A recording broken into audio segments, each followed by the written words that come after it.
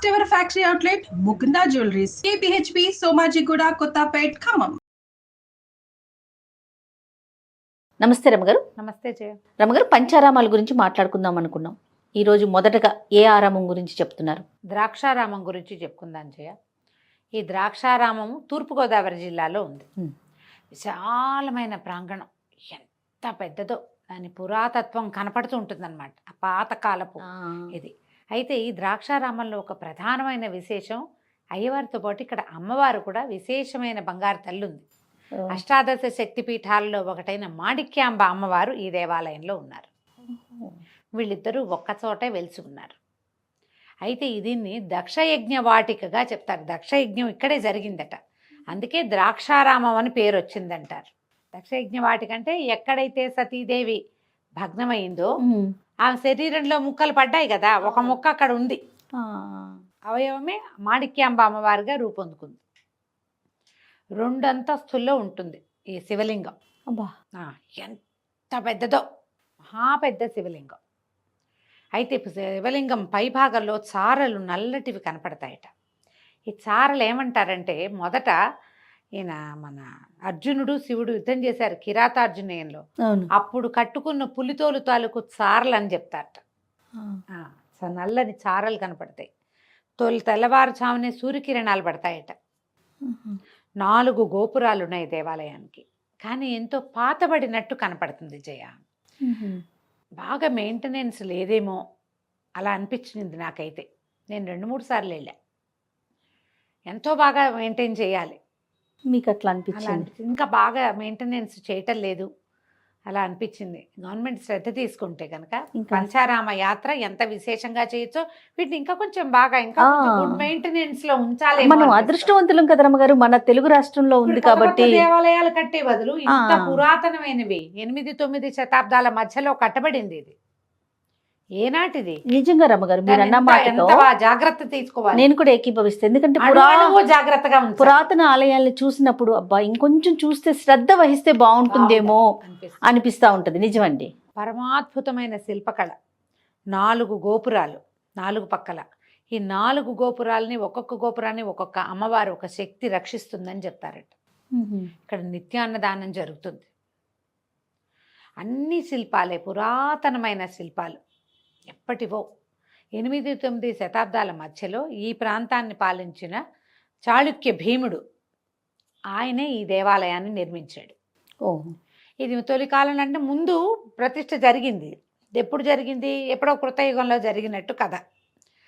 తర్వాత కాలంలో రాజులు మారి, ఇవి మారి, యుగాలు మారి అలా అలా కంటిన్యూ అవుతూ ఉన్నా కూడా శివలింగం తాలూకు ప్రతిష్ట, ప్రఖ్యాతి, మహత్యము మారల. దేవాలయాలు, టోపోగ్రఫీలు మారుతూ వచ్చాయి, కట్టుబడులు అవి మారుతూ వచ్చాయి. ఇప్పుడు మనం చూస్తున్నటువంటి ఇప్పుడున్న దేవాలయము చాళుక్య భీముడు కట్టింది. ఈయన ఇది ఒకటే కాదు, ఇంకొక ఆరామాన్ని కూడా ఈయన నిర్మించాడు సామర్లకోటలో. ఈ 2 ఒకే రకంగా కనపడతాయి, కట్టుబడి. అదే ఒకే రాజు కదా, ఒకే రాజు ఒకే సమయంలో, ఇంచుమించుగా సమయం కూడా ఒకటే. దాంతో చాలా విశేషంగా కనపడుతుంది. శివలింగం దాదాపుగా 60 అడుగుల ఎత్తు శివలింగం. 2 అంతస్తులుగా ఉంటుంది ఆలయం. పక్క నుంచి మెట్లుండి 2వ అంతస్తు నుంచి అభిషేకం చేస్తారు. ఎంత విశేషమైనది చూడు. తను ఎంత కాపాడాలి మరి, ఎంతో రక్షించాలి కదా. శ్రీనాథ కవి కావ్యాలలో కూడా బాగా ప్రస్తావన కనపడుతుంది ద్రాక్షారామం గురించి. ఆయన రాసిన భీమేశ్వర పురాణంలో ప్రధాన దైవం ఈయనే. అయితే దీంట్లో ఈ ఆలయపు ఆనవాళ్లలో ఇది హాలుని కాలం నుంచి ఉంది. హాలుందంటే ఏనాటి హాలుడు? అప్పటి నుంచి ఉందని, శాతవాహనులకు సంబంధించిన హాలుడు నాటి నుంచి ఇది ఉన్నదని ప్రత్యేకంగా చెప్తారు. ఎలా ఏంటంటే, ఈ దేవాలయాల్లో రాజులు పోషకులుగా ఉండేవాళ్ళు, నిత్యము అభిషేకాలు జరిగేవి. అవును, రాజుగారు రావాలంటే ఎంత చక్కటి ఏర్పాట్లు ఉంటాయి. చూడు, ఒక మినిస్టర్ వస్తున్నాడంటే ట్రాఫిక్ ఆపేసి అందరూ స్తంభీభూతులైపోతే, మనందరం స్టాచ్యూ అయితే ఆయన వెళ్తాడు. ఒక చిన్న రాష్ట్రంలో, ఒక చిన్న గవర్నమెంట్లో ఒక పోస్టు, ఒక విషయాన్ని హ్యాండిల్ చేసే మంత్రి గారికే మనం అందిస్తే మొత్తం రాజ్యాన్ని పరిపాలించే రాజుకి ఎంత ఉండొచ్చు. పైగా అప్పటి కాలంలో నా విష్ణు పృథ్వీపతి అనేవాడు. విష్ణు అవతారం రాజు అంటే. ప్రజలు విశ్వాసపాత్రులుగా ఉండేవాళ్ళు. రాజుగారు నిత్యము అభిషేకానికి ఆ దర్శనానికి వచ్చే దేవాలయం ఎంత చక్కగా ఎంత బాగా ఉండుండేది. పైగా ఆయన స్వయంగా కొలుచుకునే దైవాన్ని ఇప్పుడు మనం కాస్త డబ్బులున్న వాళ్ళే పూజ గదులు దంతంతో అవి వాటితోటి అలంకారాలు చేసుకుంటున్నాం. చెయ్యరు మరి ఎంత వైభవంగా ఉండేవోనట ఈ దేవాలయాలు అప్పుడు. మహాద్భుతంగా ఉండేవి. చాలా శిల్పాలు అవి విడివిడిగా తీసి పెట్టబడి పగుళ్ళు వచ్చి పాడయి మెయింటెనెన్స్ లేక పెద్దది విశాలమైన ప్రాంగణం.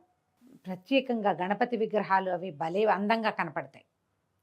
ఇటీవల కాలంలో చెక్కింది ఒక్కటి కూడా లేదు అక్కడ. 8-9 శతాబ్దాలంటే ఊహకు కూడా రాదు. అప్పుడు ఎలా చెక్కారు, ఇదంతా ఎట్లా కట్టారు, ఇంత విశాలమైన ప్రాంగణం ఎలా కుదిరింది, అదంతా వింతగా ఆశ్చర్యకరంగా ఉంటుంది.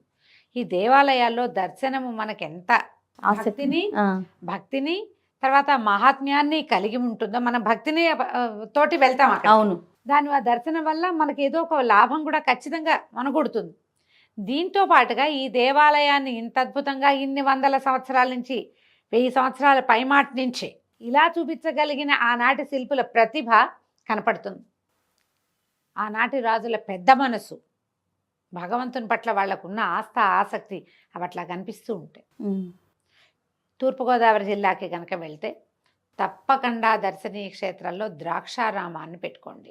స్థల పురాణం ఏం చెప్తోంది రమ్మగారు? స్థల పురాణం మనకి స్కందుడు అంటే కుమారస్వామి తారకాసుర సంహారం చేసినప్పుడు అతని మెడలో ఉన్నటువంటి కంఠంలో ఉన్నటువంటి అమృతలింగం, పరమేశ్వరిని ఆత్మలింగంగా చెప్పబడే అమృతలింగం భగ్నమై అందులోంచి ఒక ముక్క ఇక్కడ పడింది.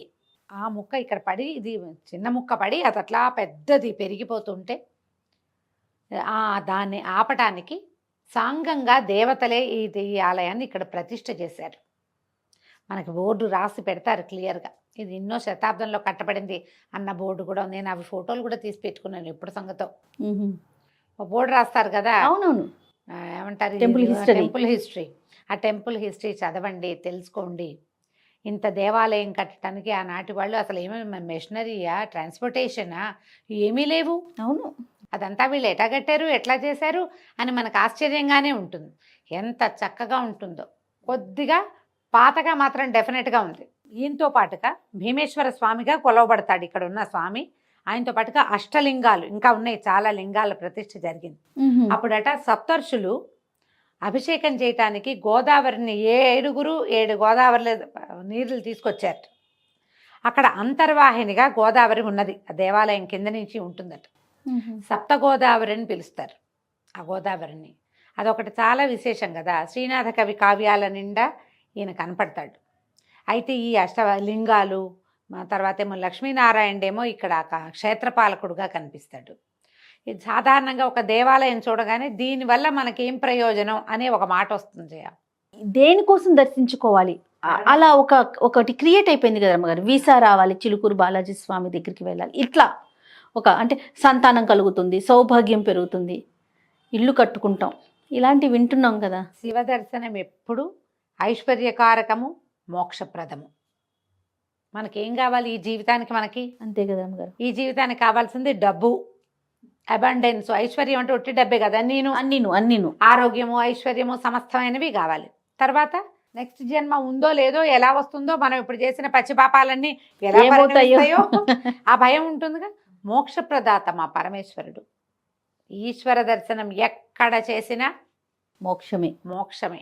ముందు మన ఊళ్ళో, మన వీధిలో, మన రోడ్డు మీద ఉన్నటువంటి శివలింగ దర్శనం చేయండి, శివాలయ దర్శనం చేయండి. మన సమీపంలో ఉన్న శివాలయంలో జీవితంలో ఒక్కసారైనా ఒక్క దీపారాధన చేయండి. ఆ తర్వాత పంచారామాలు చూడొచ్చు, 12 జ్యోతిర్లింగాలు చూడొచ్చు. అయితే ఈ మన భీమేశ్వరంలో ద్రాక్షారామంలో విశేషం ఏంటంటే శక్తిపీఠాలలో ఒకరైనటువంటి అమ్మవారు కూడా ఇక్కడే ఉండటం వల్ల శివశక్తుల సమ్మేళనంగా ప్రత్యేకమైన దేవాలయంగా కనపడుతుంది. ఎప్పుడు అవకాశం కుదిరితే అప్పుడు ద్రాక్షారామ దర్శనం చేసుకోవచ్చు. తప్పకుండా అమ్మగారు. నమస్తే. నమస్తే జయ.